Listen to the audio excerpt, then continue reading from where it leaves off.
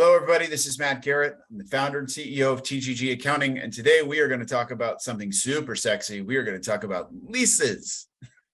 Before we get started, make sure you click on the subscribe button, and if you're on YouTube, click on the alert notification so you can be notified when we post new videos.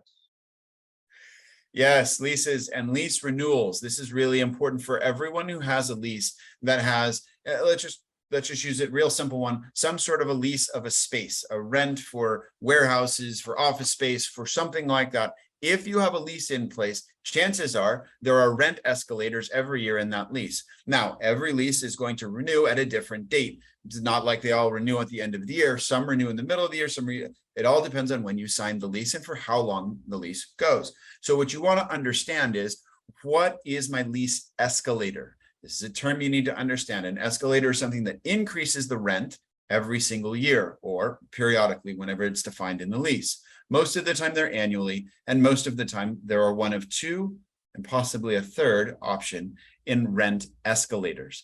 The first option of a rent escalator is a 3% floor. This has been very popular for the last 20 years because we really haven't had any inflation. And so people just started putting 3%, 3% in, 3% in all over the place. If you have a 3% escalating rent, congratulate yourself, a little pat on the back, because this means that your rent is increasing at 3% while inflation is increasing at somewhere between 9.1 and 11.2%. You're actually making money on your lease. Good job. Second type of a lease that's out there is a lease that's pegged to a dollar amount, a fixed dollar amount that grows every single year. If this is the case, you want to take a look at this, figure out what that percentage equates to, and you might be making money if it's less than 10% of inflation, or you might be losing money if it's more.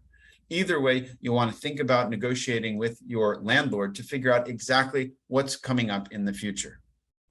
Now, the third, and this is the biggest trap that you need to watch out for, is a lease that has escalators that are tied to CPI. Because if you're not ready for a lease that's tied to the consumer price index, and consumer price index just went up by 9.1% the month of June, your lease could be going up by as much as 9.1% next year, which means if you were paying $100,000 this year, you might be paying $109,000 next year. That could be a huge hit to your budget and a huge hit that you don't see coming. So go out, check your leases, make sure you understand what you have. Oh, and here's the little pro tip. By the way, this is a great time to be negotiating leases. Vacancy rates are very high. Lease rates are very down. New lease rates are even shrinking like this in the recession. It is time for you to go out and maybe negotiate these leases and see if you can get better rates, better terms, more TI, something like that out of your lease. Whatever it is, key thing is to know what you've got and then go do something about it.